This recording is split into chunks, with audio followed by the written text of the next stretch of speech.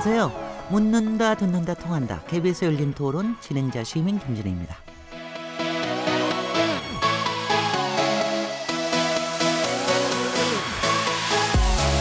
김정은 북한 국무위원장이 신년사에서 핵을 더 이상 생산하지 않겠다고 밝히면서 이른바 핵무기 4불 원칙을 언급했는데요. 김정은 위원장의 신년사가 교착 국면에 빠져있던 북미 간 비핵화 협상을 되살릴 수 있을지 관심이 쏠리고 있습니다. 도널드 트럼프 미국 대통령은 김정은 위원장으로부터 친서를 받은 사실을 공개하고 조만간 2차 북미 정상회담을 추진하겠다고 밝혔는데요. 오늘 KBS 열린 토론에서는 새해 남북관계와 비핵화 협상을 전망해보는 신년 기획 인터뷰를 마련했습니다. 더불어민주당 동북아 평화협력 특별위원회 위원장이신 송영길 위원을 모시고 남북미 관계와 남북경협, 친북방정책 추진이 가는 의미에 대해 얘기 나눠보겠습니다. 1월 4일 KBS 열린 토론 지금 시작합니다.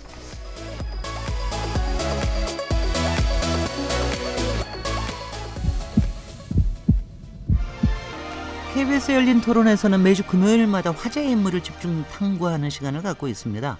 화제의 인물을 모실 수 있는 상황에서는 인물 있는 인물 토론에 직접 초대해서 얘기를 나누고, 정치 사회적으로 불가능한 상황일 때는 인물 없는 인물 토론을 통해서 다양한 시선으로 화제의 인물을 분석해보고 있는데요. 오늘은 신년 기획으로 인물 있는 인물 토론입니다.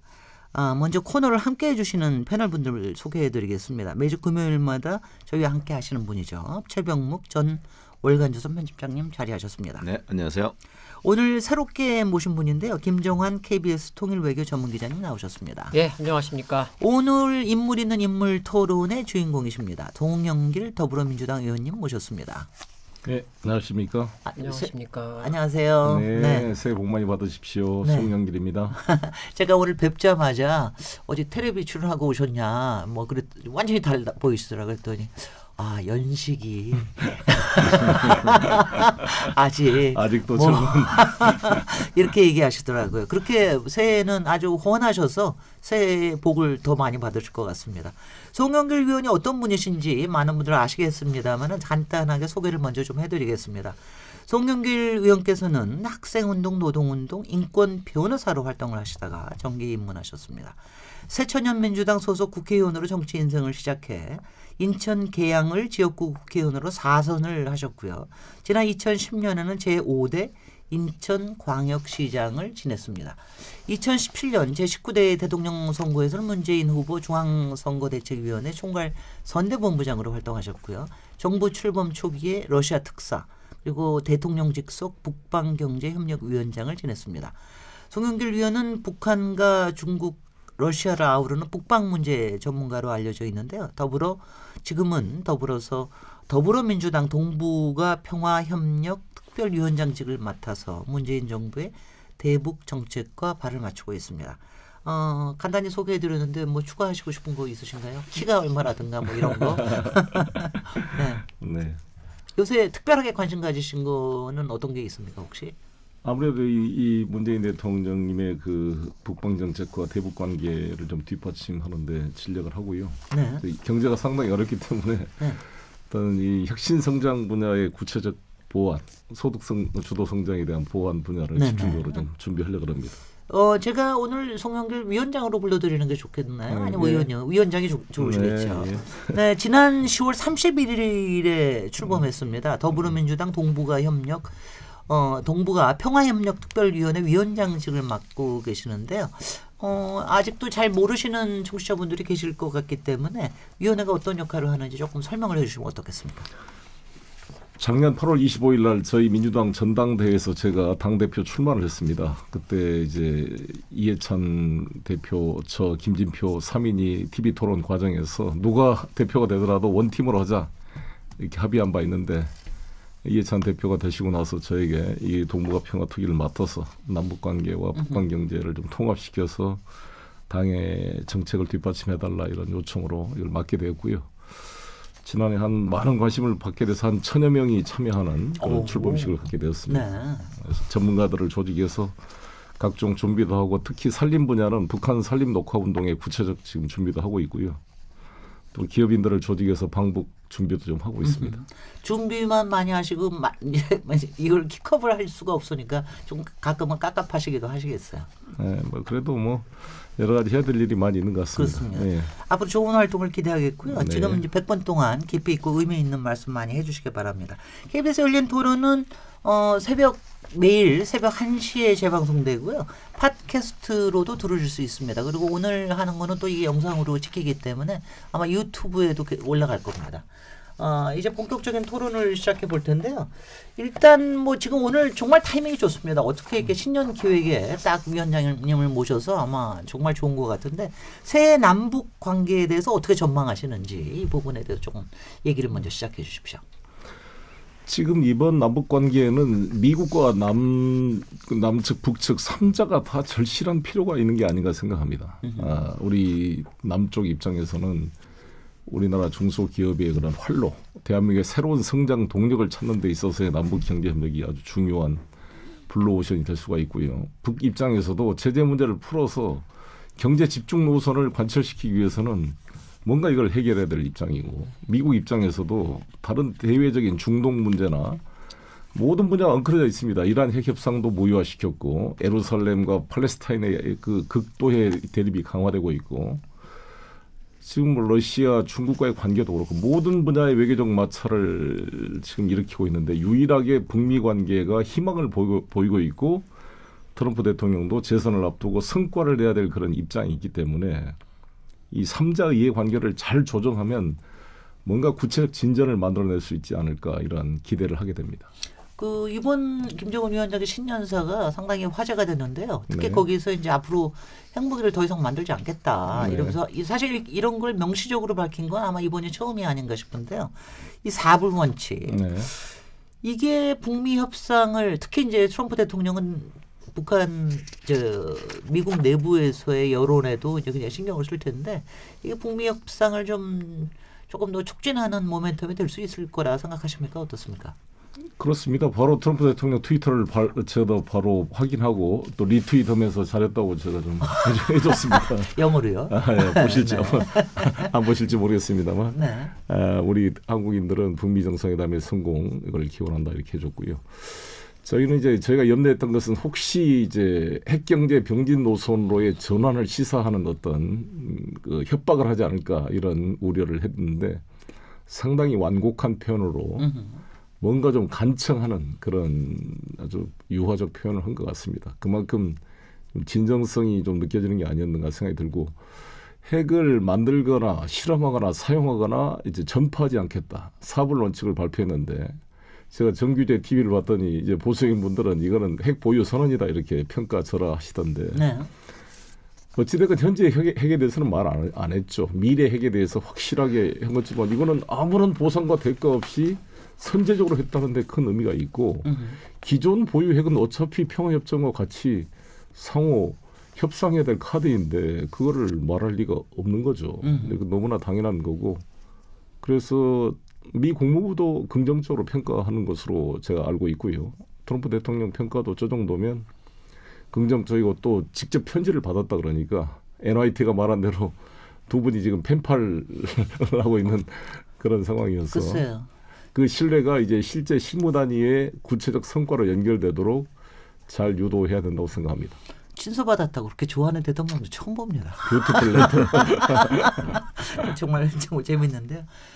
트럼프 대통령이 하여튼 뭐 여러 가지 좀 이렇게 저희를 정말 조마조마하게 할 때도 있고 또 큰 웃음을 주실 때도 있고 그런데 사실 이번에 김정은 위원장 신년사 나올 때까지는 조금 조마조마하는 마음이 있었습니다. 네. 그래도 이제 하여튼 전체적으로 상당히 좀 이제 큰 행보로 가는구나 하는 이런 점에서 약간 이제 안도를 하고 있는데요.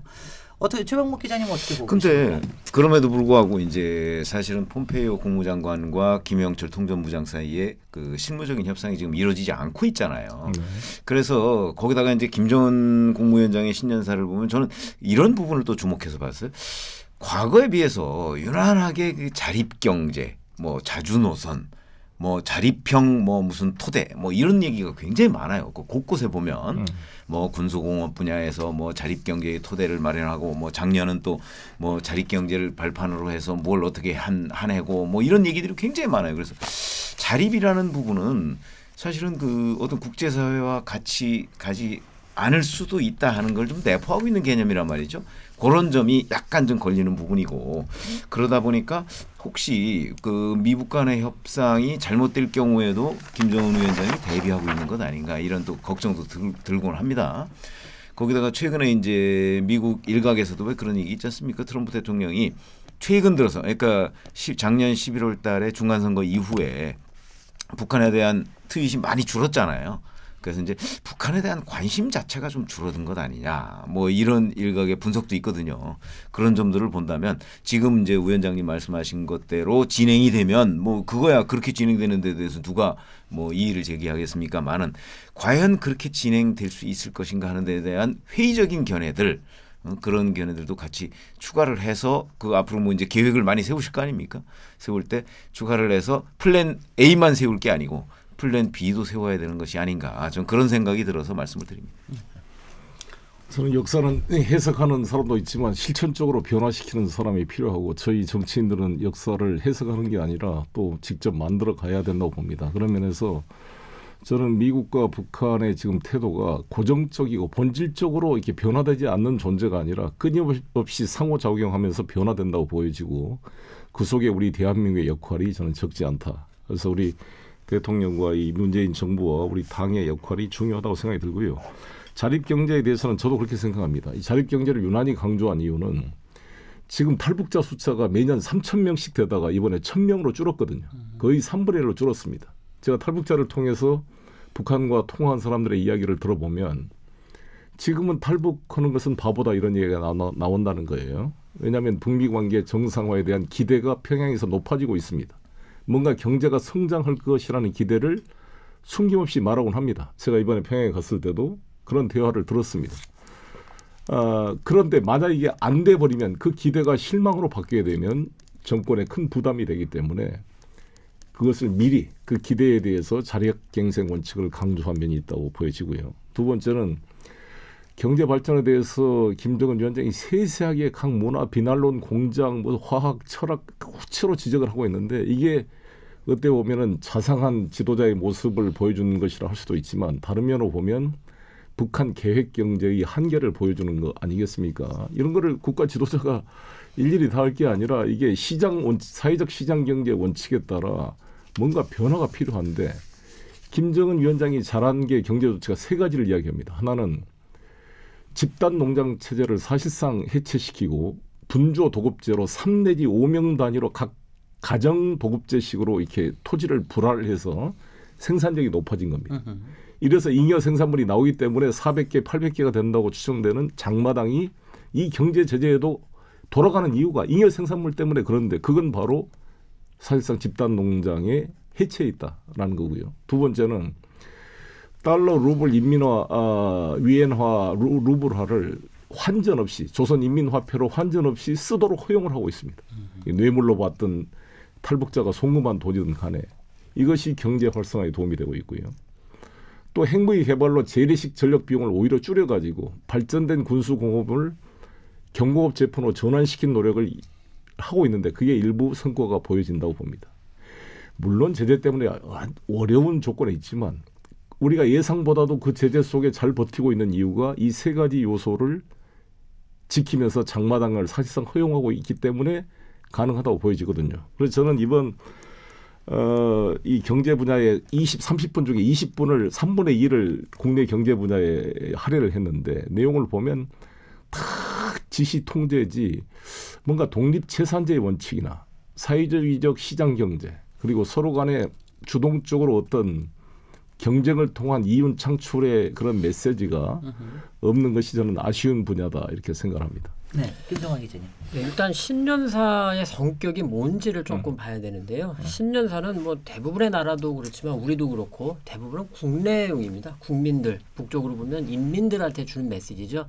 그런 신년사에서 자립경제를 얘기 안 하고 경쟁을 지금 얘기할 수가 없죠. 북한 체제에서는. 지금은. 나중에는 모르겠지만 일단 그 부분 하나를 조금 봐야 된다. 그리고 개인적으로는 4불을 되게 중요한데 예를 들자면 바로 이 4불의 예인데 신년사가 굉장히 전략적 모호성으로 굉장히 풍부하게 담고 있다. 그러니까 우리가 이 부분을 부각을 해가지고 예를 들어서 4불 이 부분을 핵동결을 굉장히 강하게 암시했다 해서 그 부분을 부각을 해서 우리가 끌고 가가지고 협상 테이블로 가면은 성공인 거고 근데 또 다른 의견처럼 봐라 저거는 핵동결 얘기한 게 아니라 핵 보유국 얘기한 거다라고 해가지고 거기에 주저앉아 버리면 그냥 계속 아무 진전을 못 가는 거죠. 그러니까 신년사는 어쩔 수 없이 그리고 자립경제 얘기는 사실 새로운 얘기는 아무것도 아닙니다.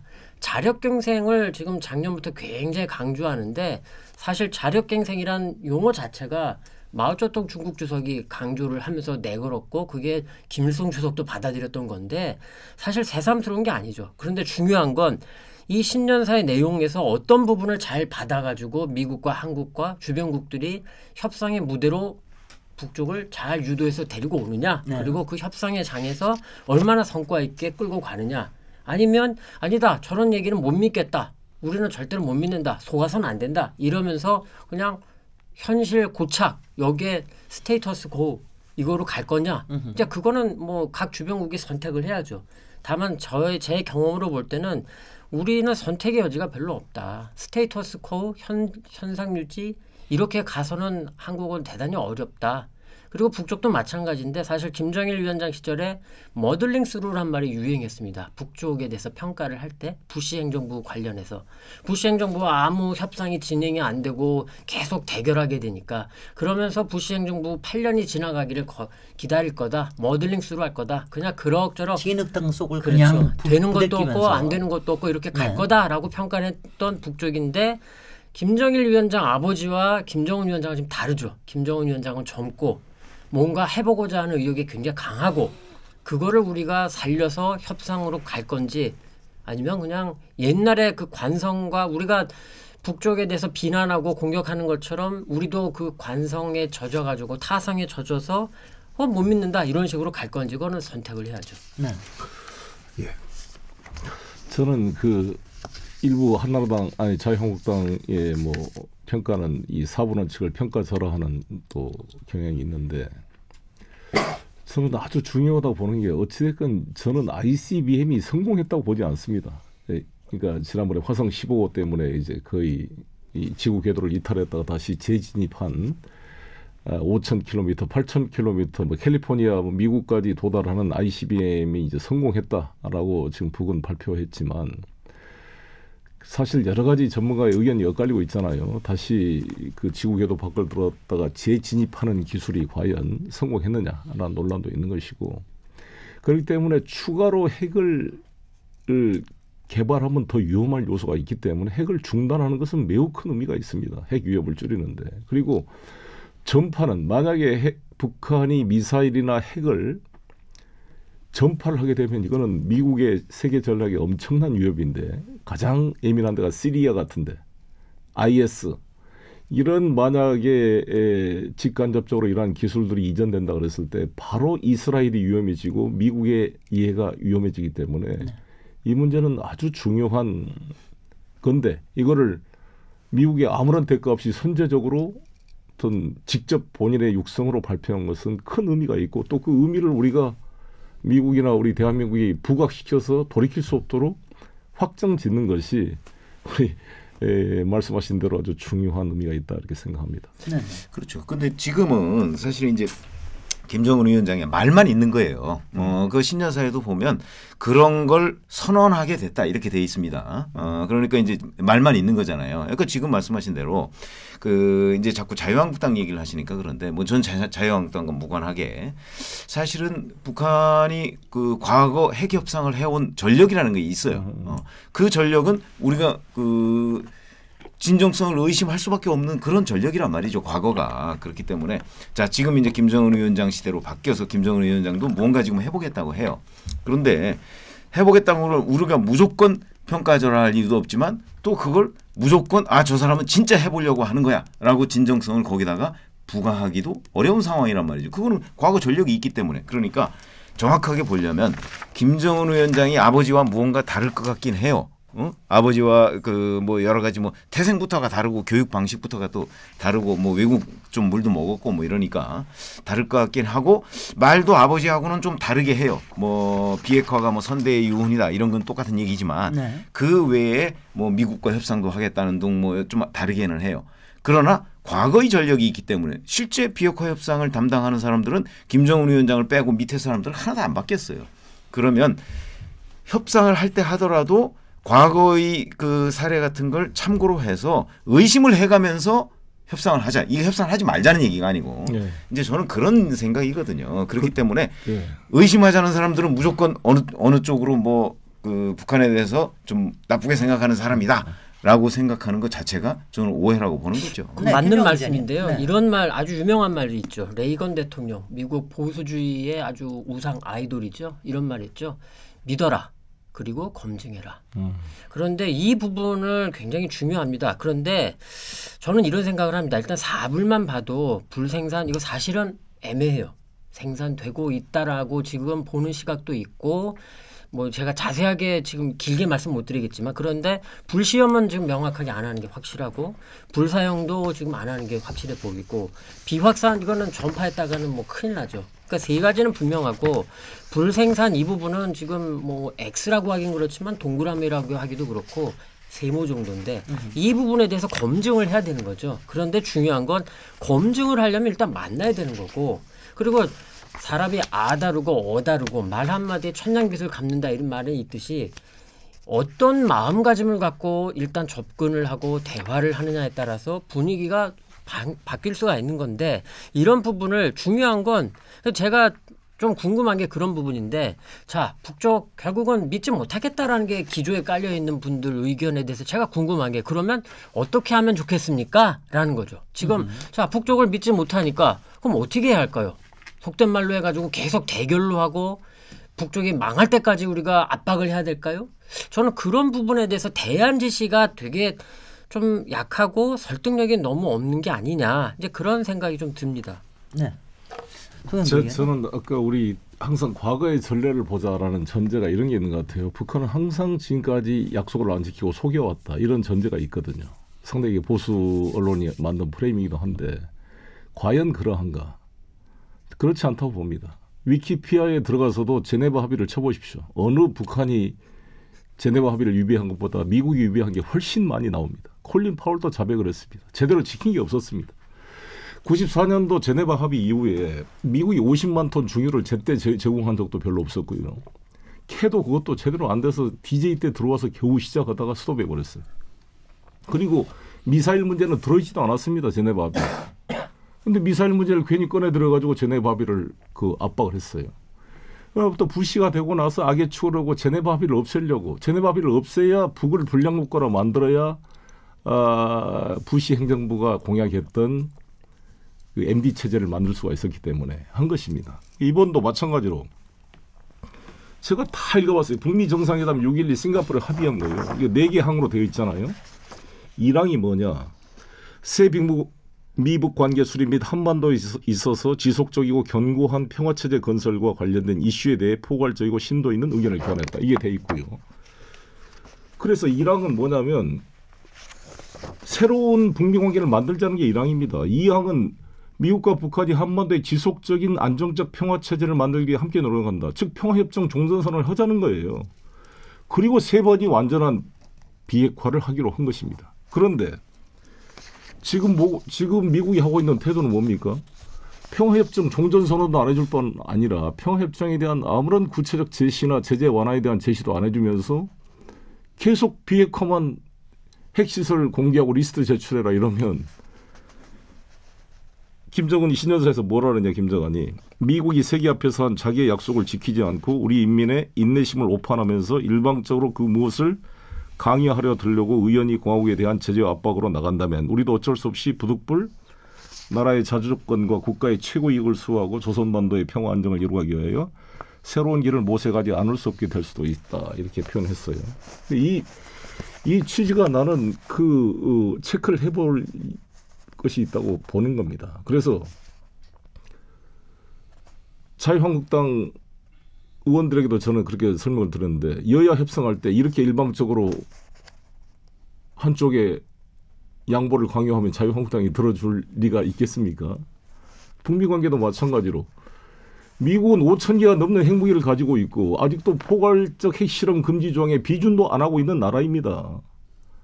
그것도 안보가 부족해서 이번에 7,500달러가 넘는 국방비를 편성해서 더 핵무기를 더 개량화시키겠다고 하고 있는 나라인데 어떻게 북한에 대해서 체제 안정과 평화 종전선언에 북미 관계를 해주지 않으면서 핵을 포기하라고 하면 입장을 바꿔놓고 미국이라면 하겠습니까? 미국은 그렇게 총기 사고가 나더라도 총기가 더 팔려요. 왜 팔리냐 물어보면 총이 있어야 자기 안전을 지킬 수 있으니까 자기 나라 정부도 경찰도 믿지 못하겠다는 게 미국인들의 일반적 생각입니다. 그런데 어떻게 일방적으로 총을 내려? 같이 총을 내려야지. 누가 생각해도. 우리도 대한민국도 미국이 핵 우산을 제공해주지 않으면 우리도 핵무기 개발하자는 말이 당연히 나오는 것이고 그래서 박정희도 핵 개발을 추진했던 거 아니었습니까? 그러니까 그런 차원에서 역지사지로 봐야 이 문제를 풀 수가 있고 저는 그래서 이거는 북한이 항상 협정을 어겼으니까 북한이 또 거짓말한다 이런 식의 논리는 저는 틀린 논리다.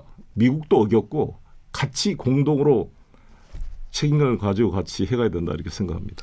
아 제가요 한 가지 요청을 게 제가 잠깐 하면 제가 지금 열린 토론 맡은 지 7개월인데 시작하자마자 그때 저 남북 정상회담 또 북미 정상회담 해가지고 하여튼 남북 관련해가지고 아마 거의 10번은 토론을 한 것 같아요. 근데 이제 그러면서 느끼는 게 뭐냐면은 솔직히는 그 과정에서 김정은 위원장도 진화했고 문재인 대통령도 진화했고 특히 이제 트럼프 대통령이 제일 진화를 좀 많이 한 것 같고 그런데 이제 그 보수나 진보 쪽에서도 다들 전문가들도 같이 이런 상황에 대해서 같이 좀 고민해 나가는 쪽으로 많이 가 있는 것 같다는 생각이 듭니다. 최근에 와서는 물론 이제 어느 특정 정치 세력은 어떻게 될지 그러니까 대외적으로 얘기하는 것과 달리 속에서는 그러니까 이거를 어느 정도 선에서 어떻게 풀어가야 될까에 대한 고민들은 다들 좀 하고 있는 것 같아요. 근데 이제 이 부분에서 가장 갈리는 게 뭐냐면은 그러니까 비핵화의 개념이라고 하는 걸 어디까지로 할 거냐. 그러니까 비핵화가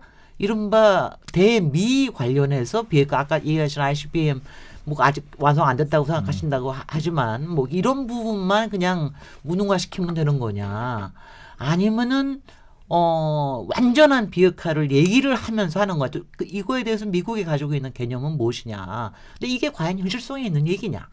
이 부분에 대한 그다음에 특히 뭐 저는 그 얘기가 굉장히 좋던데 소련이 무너질 때 솔직히 그 안에 핵이 한 몇천 개가 있었다면서요. 네. 근데 몇천 개가 있어도 핵을 쓰지 못하는 상황이 되면은 못 쓰는 거다. 그러니까 뭐 이런 얘기를 하면서 서로 간에 이렇게 좀 이렇게 접근하려고 하는 이런 게 좀 있는 것 같은데 지금 내부에서 위원회에서 토론을 하시거나 아니면 뭐 어떻게 정부하고 얘기를 할 때 이런 시나리오에 대해서 특히 비핵화의 개념에 대해서 어떤 시나리오를 좀 갖고 계십니까? 그래서 저는 이 비핵화는 평화협정 체결과 같이 갈 수밖에 없다. 러시아, 중국 제가 푸틴 대통령을 만났을 때 그때 라브로프 외교장관을 별도로 만났습니다. 라브로프 외교장관이 저한테 주신 준 문건이 3원칙인데 그게 시진핑이나 왕이 외교부 장관 만났던 쌍잠정, 중단, 쌍궤 동시 병행 추진 그 원칙을 양 정상이 합의한 겁니다. 양 외교부 장관도 합의하고 그래서 그 문건을 제가 문재인 대통령께 전달해 드렸는데 그 원칙대로 가는 거 아니겠습니까? 실제로 쌍 중단해줘 서로 간에. 그러니까 한미 합동훈련 좀 중단했고 자기들도 미사일 발사 도발 중단하고 추가 핵실험 중단했고 지금 현재가 쌍 잠정 중단 상태로 돼 있는 거 아니겠어요? 네. 그다음에 이제 비핵화로 가려면 병개해야죠. 쌍궤 병행을 해야죠. 평화협정 체제 논의와 핵 리스트 제공과 사찰, 그다음에 핵 폐기의 과정을 병행하면 되는 겁니다. 그러니까 지금 중요한 것은 그 병행을 하기 위해서 기본적으로 저는 제재 완화가 필요하다고 보여지고요. 제재 완화를 위해서 아니 지금 핵실험도 안 하고 추가도 안 하고 비핵화 하겠다는데 제재를 계속 강요한다? 그럼 그런 미국을 어떻게 신뢰하고 핵 리스트를 제출하겠어요? 지금까지 제가 태영호 군사도 만나보고요. 다 이쪽 제가 나름대로 공부해보고 제가 이라크도 다녀왔잖아요. 이라크전을 막기 위해서.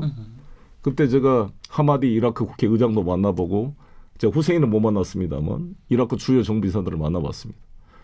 미국의 전쟁 침략을 막으려고 이라크가 스커드 미사일을 스스로 해체하고 대통령궁 지하에까지 IAEA 사찰단을 받아줬어요. 엘바라데이 사무총장도 보고서를 보면 후세인이 정말 열심히 후세인 정부가 협력했다고 나와 있습니다. 예. 그런데도 미국이 공격을 했습니다. 핵무기도 없고 대량 살상 무기도 없는데 거짓말로 CIA가 문서를 조작해가지고 부도덕한 전쟁을 한 게 이라크 전쟁입니다. 지금 트럼프 대통령도 당시 부시 대통령 이라크 전쟁을 반대했습니다. 그래서 지금까지 부시하고 트럼프하고 사이가 안 좋은 이유가 거기도 있습니다. 근데 그러면 마찬가지죠. 만약에 북이 핵 리스트를 다 제공하면 이게 진짜로 제공하겠냐고요. 부실하게 제공하면 또 거짓말했다 그럴 거고 제대로 만약에 제공하게 되면 어떻게 되느냐. 미국이 모든 핵시설을 동시 폭격할 수 있는 폭격 지도를 주는 겁니다. 만약에 불신이 돼가지고 미국이 협상을 포기하고 군사 옵션을 선택한다 그랬을 때 북한은 완전히 모든 군사 공격 목표를 다 미리 갖다 주는 건데 입장을 바꿔놓고 생각해서 이런 불신 상황에서 어떻게 그게 되겠냐고요. 네. 그러니까 미국이 절대 자기들을 침략하지 않고 군사적 옵션을 쓰지 않고 평화협정을 보장해 줘야 핵 리스트를 제공하지 않겠어요. 우리라도 안 그러겠습니까? 입장을 바꿔놓으면. 네. 네. 그러니까 지금 말씀하신 걸 보면 이제 미국이 모든 약속 이행을 안 한 것처럼 얘기하시는데 사실은 제네바 협정 당시에도요. 그 북한이 영변에 있는 시료 채취에 동의한 적이 있어요. 동의한 적이 있는데 영변에 시료라고 갖다 주었는데 그게 영변 것이 아니에요. 그래서 그러면 이거는 영변 것이 아니니까 다른 걸 그럼 너희가 낸 시료에 있는 그 지역 걸 한번 가보자. 이렇게 됐던 거예요. 제네바 합의 이후에 그게 깨지게 된 결정적인 계기가 그런 거거든요. 그러니까 이런 식으로 이제 북한은 항상 그 후에도 2000년대에도 보면 검증을 하자고 그러면 그 단계에서 끝나요. 예를 들어서 영변 핵시설에서 플루토늄 추출 일지, 영변 핵시설 활동 일지 같은 것도 북한이 제출한 적이 있어요. 그런데 그걸 검증하자고 하니까 그 다음부터 이 협상이 깨졌어요. 육자회담이 깨진 겁니다. 그래서 그런 것들을 보면 지금 현재 이른바 팩트가 달라요. 뭐 북한이 깬 게 많으냐 아니면 미국이 약속을 위반한 게 많으냐 이런 부분에 대해서 팩트가 다르니까 지금 제가 보기에는 뭐 미국이 깬 게 많다. 이렇게 얘기하는 것도 이제 그거는 사실하고 좀 거리가 있을 가능성이 있다. 저도 북한이 깬 게 많다라고 저는 생각을 해요. 그러나 그걸 정확하게 팩트로서 확인된 것이 없기 때문에 그냥 주장만 있을 뿐이죠. 근데 그거 다 비교하셔서 뭐 하시려고? 네? 아니 그거를 이제 그런 것들이 굉장히 중요하죠. 네. 신뢰관계 형성과 관련해서 굉장히 네. 중요하다는 그러니까 거예요. 근본적인 문제는 사실은 이런 건데요. 김종환 기자님. 네. 네. 북쪽을 어떻게 바라보느냐. 이 시각의 문제 같아요. 제가 경험해 본 바로는. 무슨 말씀이냐면 북쪽을 하나의 국제사회에서 국가로 대우를 하고 북쪽과 대화를 할 수 있다라는 시각을 갖고 있는지 아니면 북쪽은 뭐 나쁜 놈이고 이른바 로그 스테이트고 뭐 이러니까 그다음에 덧붙여서 미국 같은 경우 아까 송 의원님 말씀하신 대로 미국 같은 경우에는 그리고 한국의 일부 정치 세력도 그렇고 북한 문제로 만들어 가지고 정치적으로 미국의 국제 정치, 미국의 국내적인 위상 여기에 이제 활용하는 측면이 강한 거죠. 거기에 한국 정부가 약간 이제 정권이 바뀌면서 입장이 자꾸 바뀌니까 일관성 있게 못 간 그런 측면이 있는데 그리고 이런 건 있습니다. 예를 들자면 너무 옛날 얘기는 저는 별로 하고 싶지는 않은데 왜 제네바 기본합의, 북미 기본합의를 만들었느냐. 그거는 당시 대표였던 미국 대표였던 갈루치 대사가 말한 게 있어요. 왜냐? 하나였어요. 제일 결정적인 이유. 북한이 곧 망할 것 같았거든요. 그때 YS 정권에서 이미 북쪽이 내일 망해도 이상하지 않고 일주일 뒤에 망해도 이상하지 않고 올해가 봐야 석 달이다. 이런 정보 보고가 돌았고 그게 미국에도 갔고 그래서 미국 정부가 그때 클린턴 행정부죠. 북한 저거 오래 놔도 오래 갈 필요 없이 망한다. 그런데 자꾸 영변에서 핵 활동한다. 그러니까 저거 해주자 해가지고 했다라고 갈루치 대사가 나중에 후일 얘기를 했습니다. 고백을 했어요. 이건 무슨 말씀이냐면 미국은 사실 북쪽과 진지한 협상을 할 자세는 그렇게 강하지 않았다. 이거는 제 의견이 아니고 갈루치 대사가 확인해 준 내용입니다. 근데 제가 더 중요하게 생각하는 건 이런 거예요. 뭐냐면 두 가지입니다. 핵 동결에서 핵 폐기로 가야 되는데 자, 걱정하시는 분들의 의견에 제가 부분적으로 공감하는 건 이런 건 있습니다. 핵 동결에서 핵 폐기로 넘어가는 과정이 길 거예요. 상당히 길 겁니다. 그 시간에 과연 한국이 국내 여론이 또 정치권이 그거를 잘 인내하면서 잘 진행되도록 북돋아 줄 수 있느냐, 아니면 저 봐라 저거 실감 끈다 질질 끈다 결국은 우리 또 속았다 이런 식으로 가지 않을까. 그다음에 미국도 마찬가지인 거고요. 네. 그다음에 좀 죄송합니다만 네네. 길게 말씀드리면 두 번째는 자 비핵화의 개념인데 이 부분이 굉장히 결정적이죠. 비핵화. 우리는 흔히 말하면은 그냥 좀 북한이 비핵화하는 거야 이렇게 생각을 합니다. 북한이 갖고 있는 모든 핵무기, 핵시설 다 포기하는 거로. 그런데 명확하게 보면 한반도 비핵화, 북쪽 표현으로는 조선반도의 비핵화로 돼 있고 이거는 작년 6.12 북미 정상회담에만 들어가 있는 표현이 아니고 이미 94년 제네바 기본합의에도 한반도라고 돼 있어요. 네. 그런데 이 문제에 대해서 또 우리의 일부 다른 의견들을 갖고 계신 분들은 왜 북쪽 비핵화가 아니고 한반도 비핵화냐?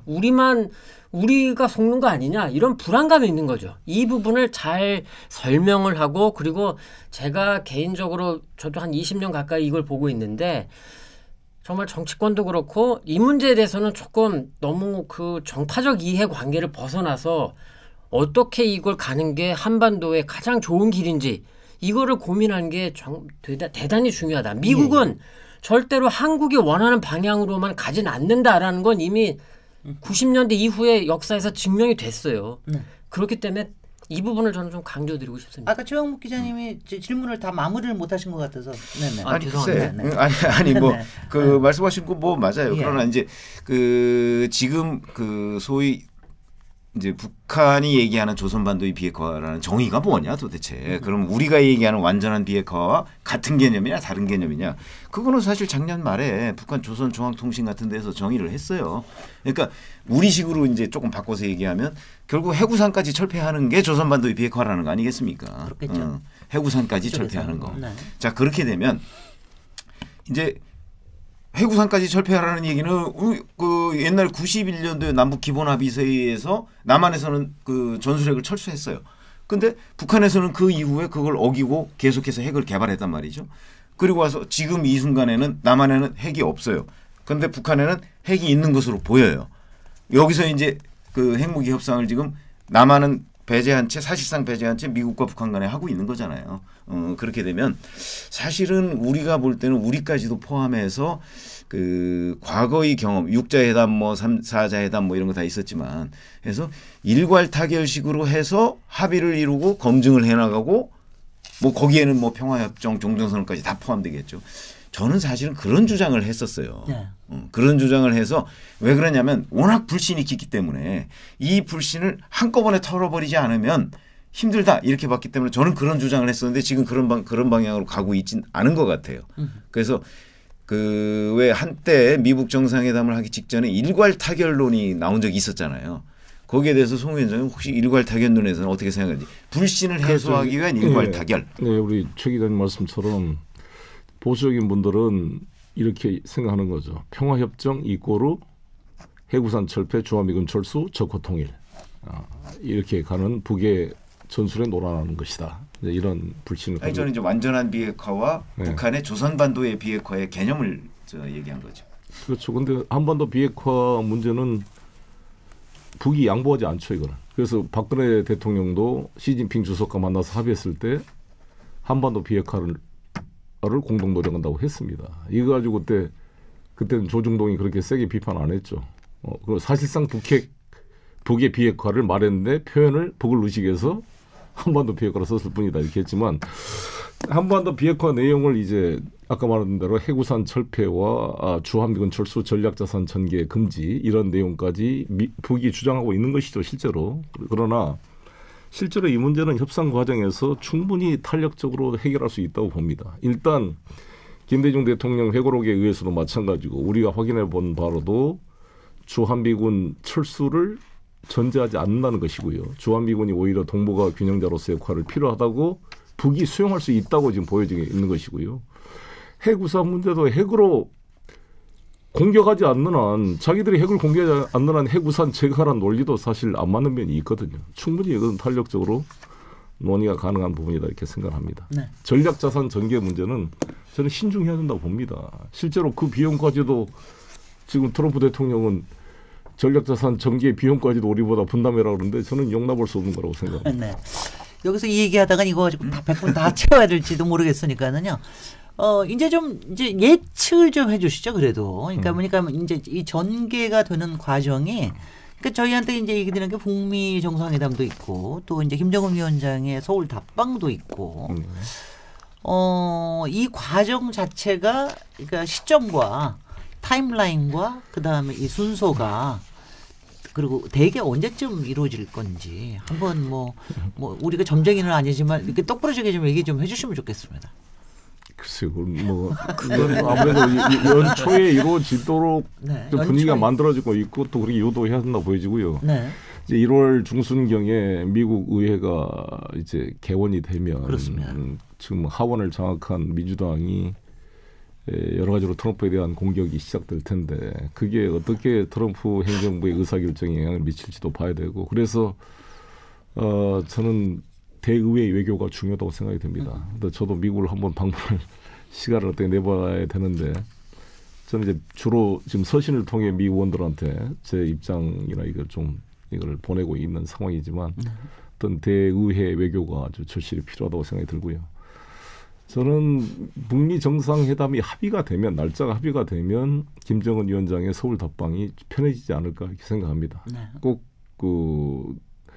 북미 정상회담 이후에 하는 것보다는 그 전에 좀 빨리 진행될 수가 있으니까 서울 답방은 좀 되면 북미 정상회담 일정도 확정돼 있는 상태에서 서울 답방이 되면 훨씬 더 부드럽게 이야기가 될 수 있지 않을까 이렇게 생각합니다. 저도 질문이 하나 있는데 이 관련해서 그 작년에 이제 연내 서울 답방 그래서 뭐 20일 날 온다, 뭐 10 며칠 날 온다, 뭐 여러 가지 얘기들이 많았잖아요. 근데 그 여권에 계시니까 그게 결정적으로 무산된 이유가 뭔지 혹시 아십니까? 그래서 궁금해서 제가 여쭤보는데. 아무래도 좀 보안 문제도 있지 않았을까 싶고요. 보안. 네. 왜냐하면 북중 간의 정상회담을 보면 중국이 북한을 배려해서 김정일 위원장이든 김정은 위원장이 북경에 와가지고 시진핑과 만나도 절대 확인을 안 해줍니다. 안 해줬죠.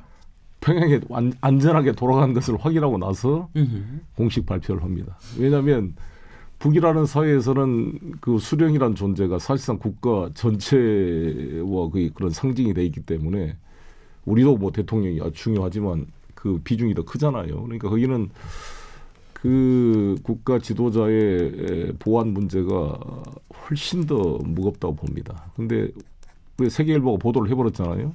제가 알기로는 13일로 오는 것으로 아마 저는 결정이 내정이 됐었는데 그게 돼버리고 17일 날은 김정일 위원장 추도시기 때문에 안 되고 그러니까 연말이 돼서 무산된 게 아닌가.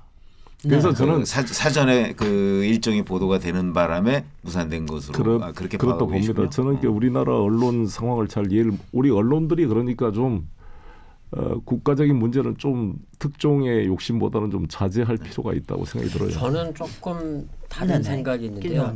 그리고 참 제가 아까 맨 앞에 말씀드렸을 텐데 지금 제가 말씀드리는 건 제 개인 의견이지 KBS의 의견을 대표하지는 않습니다. 알겠습니다. 예. 자 그리고 제가 한 가지씩만 조금 시청자들의 이해를 위해서 아직 아까 우리 최병묵 기자님 말씀하실 때. 전술핵 철수는 남북 한반도 기본 합의서에 따라서 한 게 아니고 그 이전에 아버지 부시 행정부가 세계적으로 전술핵을 하면서 한반도에서 남쪽에서도 철수를 시켰죠. 그러면서 그걸 탄력받아서 한반도 기본 합의서가 있었고 그다음에 김정은 위원장은 아직 수령은 아닙니다. 지금 수령이라고 그렇죠. 뭐 사소하지만 혹시라도 그리고 저는 사실 연말에 김정은 위원장이 서울 안 온 게 꼭 나쁘진 않다고 생각합니다. 왜냐하면 와서 남쪽에 내놓을 그리고 미국이나 전 세계에 내놓을 카드가 사실은 마땅치 않았을 거다. 자기네들이 가져갈 카드도 없고. 그렇죠. 마땅치 않았기 때문에 물론 경호 문제 굉장히 컸겠지만 남쪽에 오면 9월 평양 공동선언 이상의 뭔가를 남쪽에 제시하고 미국이 오케이를 할 수 있는, 동의할 수 있는 그런 부분이 있어야 되는데 굉장히 어려운 지금도 마찬가지지만 12월에는 어려웠고 그다음에 남쪽에 오면 또 사실 보면 작년에 남북 관계는 비대칭적이었어요. 굉장히 유례가 없이 군사 분야에서 많이 나갔습니다. 군사공동위원회, 남북군사공동위원회 하나 빼고는 남쪽이 원하는 게 다 됐어요. 그 정도로 비대칭적이고 북쪽이 적극적으로 들어줬는데 북쪽 입장에서는 생각해 보십시오.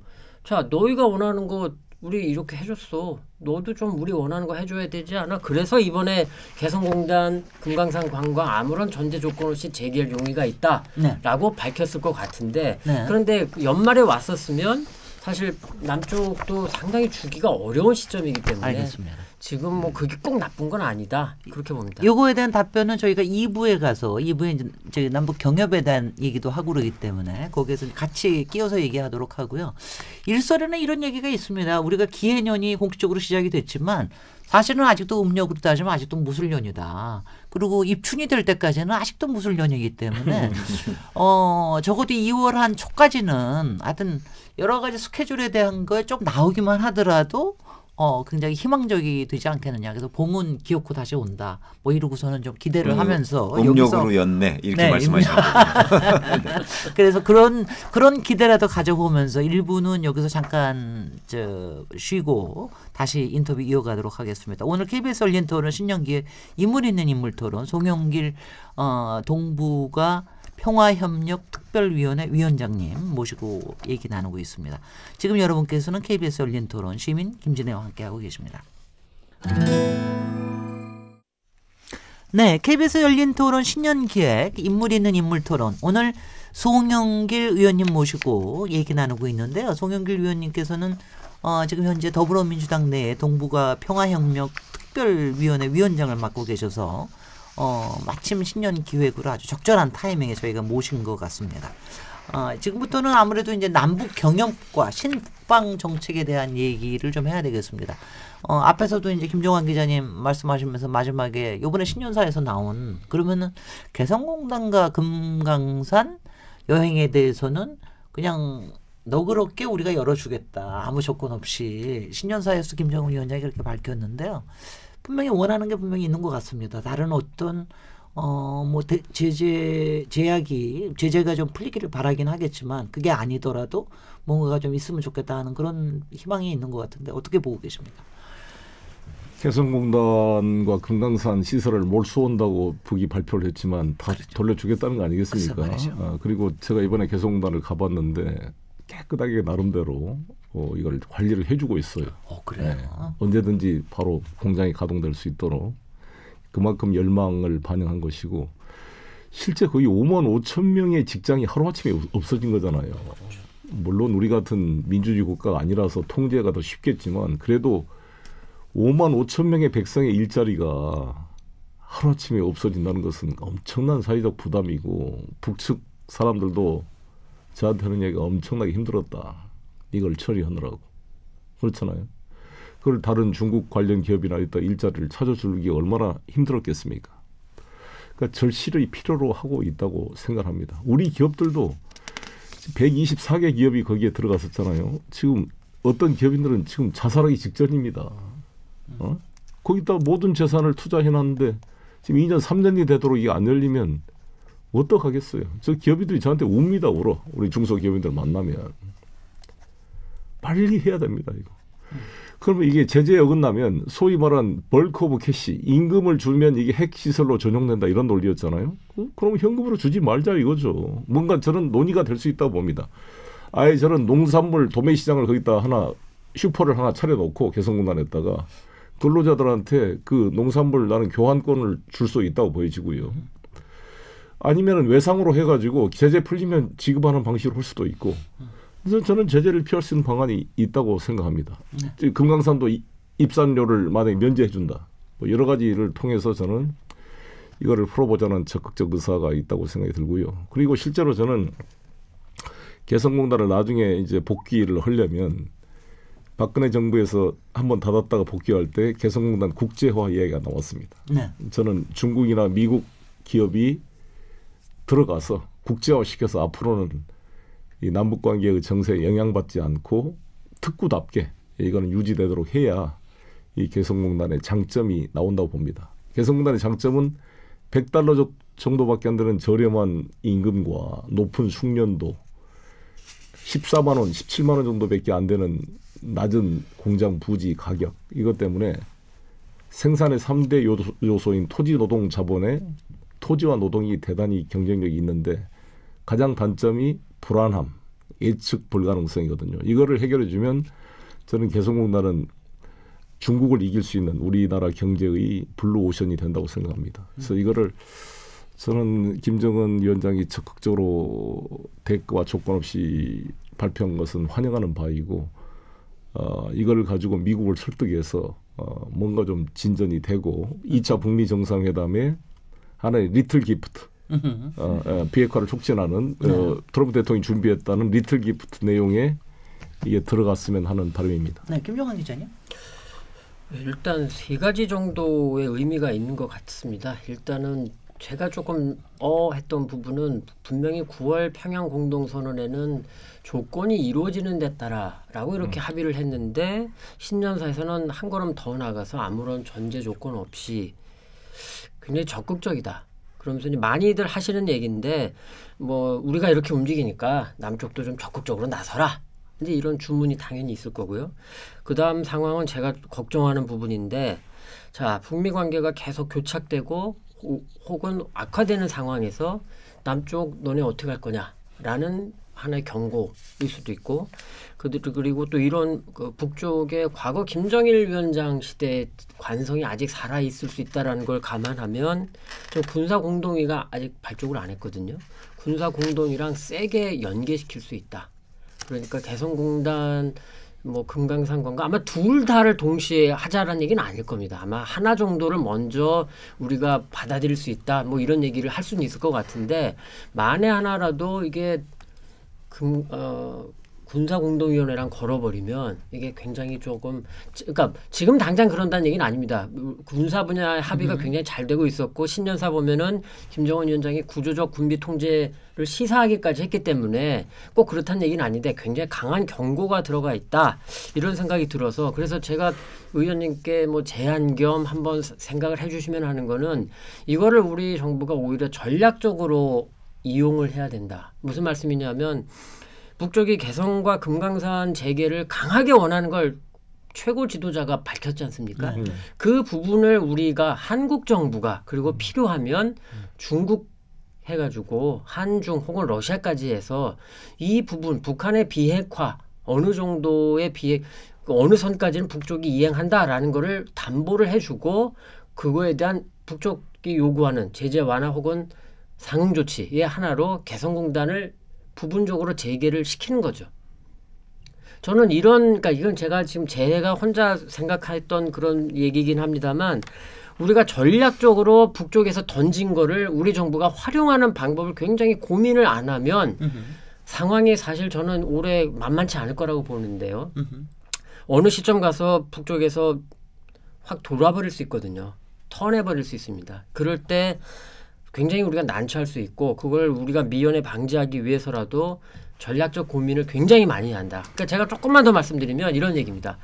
한중러 그리고 한일 EU 이렇게 해서 북쪽이 비핵화를 간다는 거를 한중러가 담보를 해주고 미국은 그에 대해서 상응 조치를 한다는 것을 한일 EU가 담보를 해주는 거죠.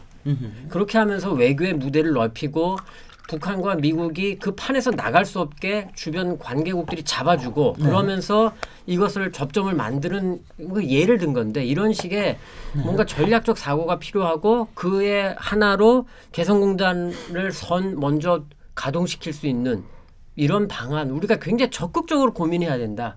왜냐하면 알겠습니다. 6월 북미 정상회담이 삐걱거릴 때 그걸 돌린 게 남북정상회담이었습니다. 하반기에도 9월 평양 공동선언 나오면서 남북정상으로 이 북미 회담을 일으키려고 했는데 동력을 지금 굉장히 많이 상실했어요. 사실은. 그렇기 알겠습니다. 때문에 고민을 많이 해야 한다. 네네. 송영길 위원장님. 저는 EU, 일본 확대하는 것은 더 상황이 복잡해질 수 있다고 보여지고요.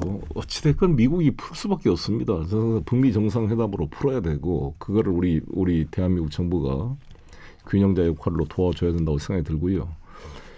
미국이 제네바 합의 6.12 싱가포르 합의의 정신에 맞춰서 평화협정 체결에 대한 구체적 로드맵을 제시하고 북도 핵시설 신고 검증에 대한 구체적 비핵화 핵 폐기 과정에 대한 로드맵을 제시해서 서로 진지하게 토의하면 되는 겁니다. 그렇게 가야 되는데 계속 지금 미국은 완전한 돌이킬 수 없는 비핵화를 해줘야 그때 제재 완화를 해주겠다라고 이야기를 하고 있는데 이렇게 해서는 저는 접점을 찾기가 쉽지 않다고 보거든요.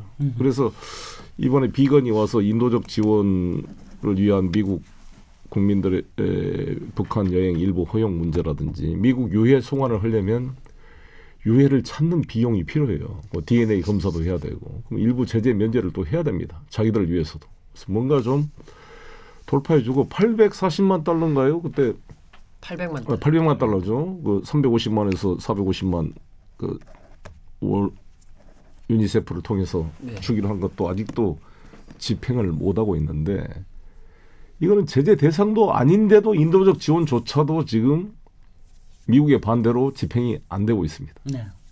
그래서 제가 유진벨 재단 인세반 회장을 만나봤더니 지금 북한에 핵이 130만 개 있다는 거 아니에요? 결핵 환자가 130만 명이 있습니다. 그 결핵 환자들은 약을 지속적으로 투입하지 않으면 줬다 안 주면 면역 체계만 강화돼서 네. 더 어려워져요, 병이. 그런데 그것도 지금 지급이 제대로 안 되고 있거든요. 그러면 이 돈으로라도 그걸 전용을 해서라도 좀 허용을 해라 이렇게 저도 미국 측에 촉구를 하고 있는데 이런 문제들을 풀어줘서 신뢰를 쌓아야 된다 봅니다. 그래서 북이 구체적인 비핵화에 좀 진전된 안을 가져올 수 있도록 저는 제재 완화를 비롯한 리틀 기프트를 트럼프 대통령이 말한 대로 좀 제시해주고 신뢰를 쌓는 조치, 선행 조치를 만들어야 되는 걸 저는 설득해야 된다 이렇게 생각합니다. 네네. 근데 이게 사실은 얘기를 하다 보면 얘기를 깊이 있게 하면은 그 해결 안 될 일이 없습니다. 저는 북미 간에도 또는 미국 간에도 마찬가지라고 보거든요. 그러니까 예를 들어서 자 개성공단 문제 아까 왜 개성공단 문제 해법을 얘기하셨잖아요. 예를 들어서 그 벌크로 현금이 들어가는 거 이걸 미국이 우려한다면 현금을 주지 말고 현금을 대체할 수 있는 다른 거로 주는 방안을 강구해 보자. 그다음에 개성공단을 국제화하는 방법을 강구해. 이런 것들이 다 과거 아이디어에 있었어요. 그런데 저는 아마 그런 부분은 북한이 받지 않을 거라고 봐요. 현재로서는 왜냐하면 개성공단을 통해서 연간 대략 한 뭐 9천만 달러 정도가 이제 들어간다고 그동안의 통계로 나와 있었는데 그 현금을 북한이 과연 포기할 수 있을까 하는 게 이제 북한에 대해서 제가 가지고 있는 우려고 그럼 미국 입장에서 본다면 그 9천만 달러가 들어가서 연간 들어가서 이게 어디에다 쓸지도 모르는데 그걸 어떻게 믿으라고 그 개성공단을 재개해 주느냐 이런 불신이 있을 거예요.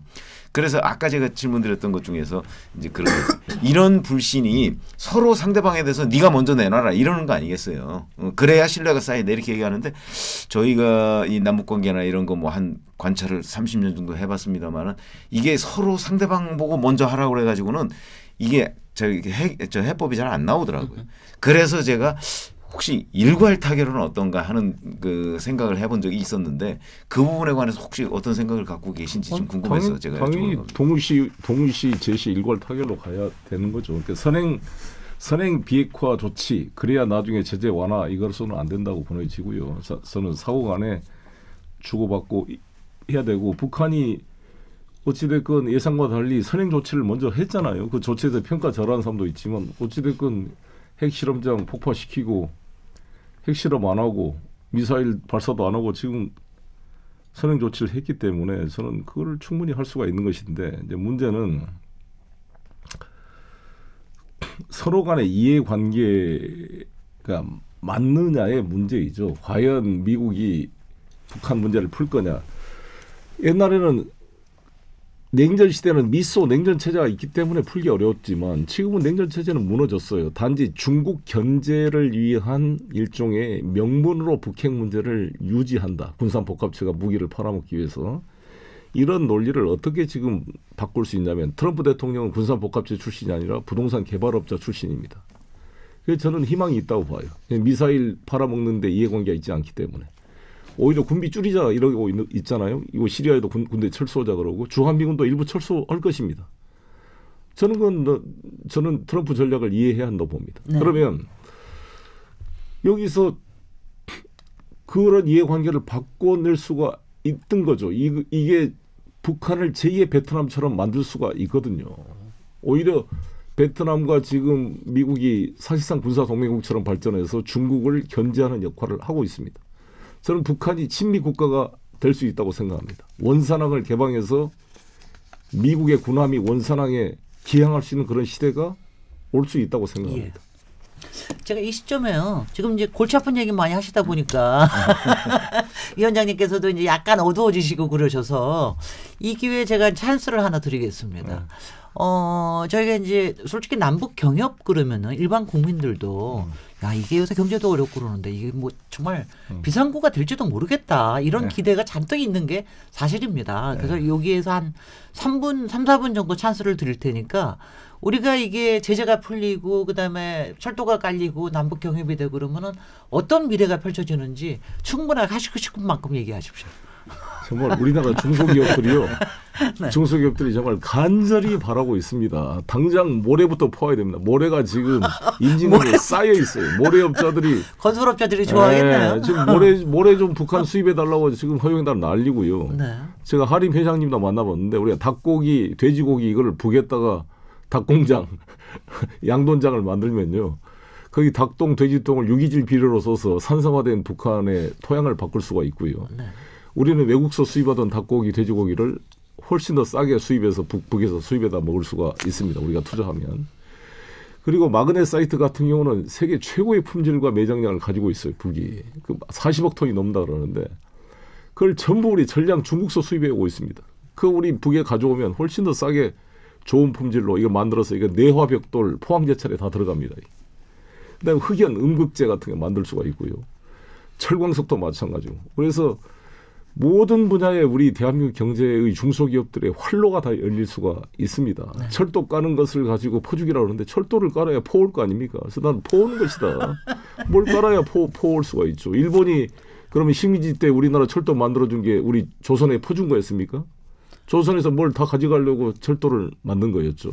그렇기 때문에 지금 철도를 깔아주면 통일됐을 때 비용을 줄이는 거잖아요. 이 철도 만들어 놓으면 없어지는 것도 아닌데 이걸 퍼준다고 보는 것은 저는 좀 한 단견이다 이렇게 생각을 합니다. 그래서 우리는 그리고 전 세계에 지금 월급 $100 받는 노동자는 라오스 산골에 가도 찾기가 어렵습니다. 캄보디아 가도 찾기가 어렵습니다. 우리 북측 동포들은 개성공단이 월급 $100 아닙니까? $100 줘도 열심히 일하고 파업도 안 하고 어디 공장 이전도 하지 않고 높은 숙련도에 통역이 필요 없이 업무 지시가 가능하고 어차피 우리가 같이 먹고 살아야 될 동포고 일석삼조 사조가 되거든요. 이 경제협력이라는 것은. 그래서 그 경제협력이 되면은 전쟁이 날 수가 있겠습니까? 북한 경제가 저는 대한민국 경제 의존도가 40%가 넘게 되면 이미 전쟁은 해라고 해도 못한다고 봅니다.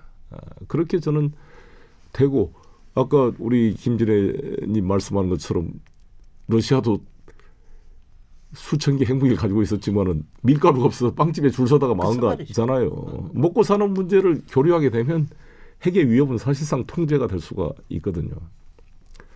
저는 그렇게 가면 되고 북이 핵무기를 가지고 있다는 것은 북의 핵무기는 저는 꿀벌의 침과 같다고 봅니다. 쏘는 순간 사망입니다. 자살용으로밖에 못 씁니다. 그걸 공격용으로 쓰는 순간 스스로의 사망 선고를 의미하기 때문에 북은 이슬람처럼 죽어가지고 알라 신에 가고자 하는 극단주의자들이 아닙니다. 김일성을 숭배하기는 하지만 지금 이 땅에 살고 싶어하는 사람들이기 때문에 저는 협상이 되고 합리적으로 타협이 가능한 존재다 이렇게 봅니다. 네. 관련해서? 네, 일단 핵 문제가 지금 이제 90년대 초반 이후 89년으로 잡을 수도 있겠지만 지금 가장 해결에 가까운 시점에 온 건 맞습니다. 지금 트럼프라는 의외의 인물로 인해서 진전은 되고 있는데 지금 깔딱고개에 왔다. 근데 너무 힘들어가지고 지금 쉬고 있는데 자 힘드니까 그냥 돌아가자라는 분들이 계신 것 같고 그런데 힘들지만 넘어가야 우리가 아까 의원님도 말씀하셨고 뭐 많은 사람들이 공감하듯이 한국 경제를 포함해서 한국의 미래가 새로 열린다. 그거는 뭐 절대적으로 맞는데 역시 문제는 미국이라고 하면 또 우리 최 기자님이 조금 이견이 다르실 수 있겠지만 아니 서로 다른 의견을 뭐 그런데 미국은 사실 북쪽을 그렇게 받아주고 싶어하는 눈치는 아닌 거는 분명한 것 같아요. 더군다나 아까 이제 부동산업자라고까지 말씀하셨지만 관료들은 타성이라는 게 있기 때문에 미국의 관료들, 뭐 북쪽의 관료들 얘기도 듣지만 미국의 관료들은 그 북쪽과 굳이 저렇게 해가지고 좋게 평화롭게 꼭 좋게 할 필요가 있느냐라는 생각을 깔고 있는 게 뭐 그거는 좀 명확해 보입니다. 그래서 문제는 그 부분을 어떻게 우리가 또 어떤 논리로 돌파를 할 것이냐 이제 그런 게 중요한 시점이다. 저는 그렇게 생각합니다. 네. 글쎄 제가 보기에는 이제 뭐 미국을 믿지 못하겠다 뭐 약간 그런 논리에 가깝게 들려요 저한테는. 그런데 이제 그거는 뭐 아까 말씀드렸듯이 미국과 북한 간에는 서로 불신이 있는 거고요. 그 불신의 근원을 따지자면 그건 뭐 굉장히 오랫동안 그 누적되어 온 불신입니다. 그게 하루아침에 해소되기는 어려울 것이고 그러려면 양쪽 다 열린 자세가 필요해요. 미국도 그렇지만 북한도 그렇습니다. 그런데 미국은 개방적인 사회지만 북한은 폐쇄적인 사회입니다. 그렇기 때문에 북한에서 실제 무슨 일이 벌어지고 있는지도 모르고 미국이 뭐 북한 체제를 뭐 하늘에서 감시한다고는 하지만 사실 지금 현재 핵무기를 만들어서 가지고 있는지도 제대로 파악이 안 된 거 아니에요. 네. 그런 상황이기 때문에 북한이 조금 더 개방 체제로 되면 사실은 상당한 정도의 신뢰가 좀 그 자연스럽게 쌓일 거로 보거든요. 그런데 북한은 그런 체제 선택을 하지 않고 있어요. 그렇기 때문에 지금 미국과 북한이 신뢰를 쌓고 나서 뭐 종전선언을 하고 평화협정을 체결한다?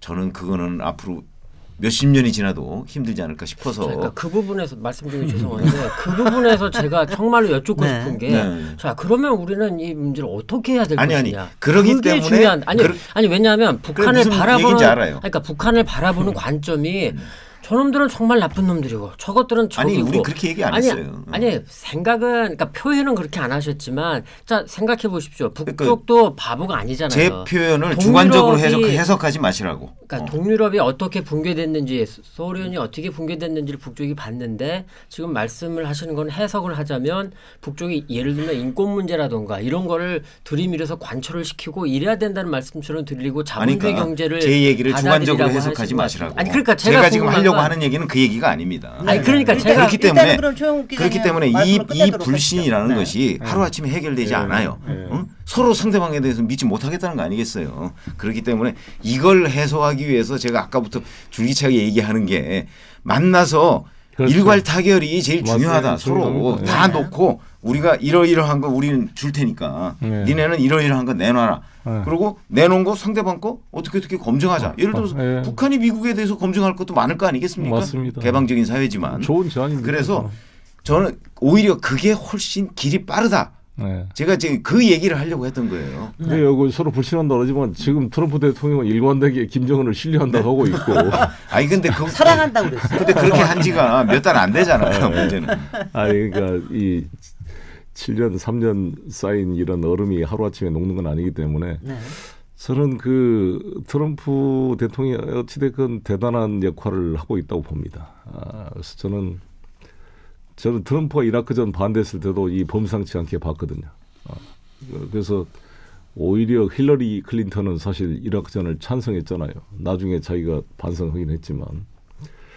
그래서 저는 트럼프가 가지고 있는 그 긍정적 요소들을 잘 우리가 활용을 해서 해놓으면 트럼프의 생각은 클린턴이나 오바마나 부시가 해결 못한 걸 자기가 해결했다는 것에 대한 강력한 집념이 있습니다. 사실 또 그거를 잘 동기부여를 해서 이걸 성공하면 진짜 노벨 평화상감이 되는 거고 네. 재선에도 도움이 되는 거고 우리 역사에 이정표를 남기는 거기 때문에 저는 우리 문재인 대통령이 잘하고 계시다고 봅니다. 그렇게 다 트럼프 대통령을 격려하고 해서 저는 2차 정상회담이 되고 트럼프 대통령이 평양을 가야 된다고 봅니다. 예.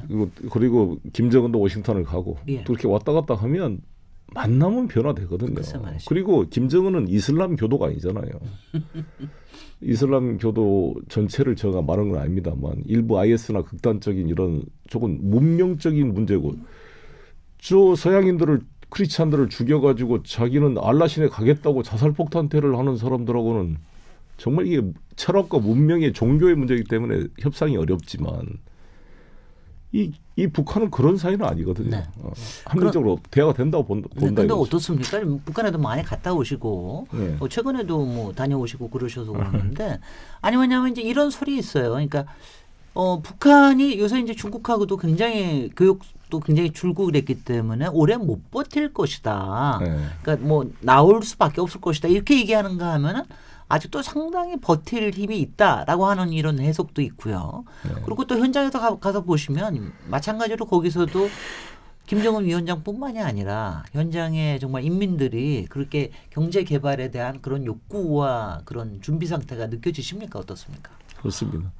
가보면 그 모든 구호회가 반미 구호, 그다음에 전쟁 구호가 없어졌고요.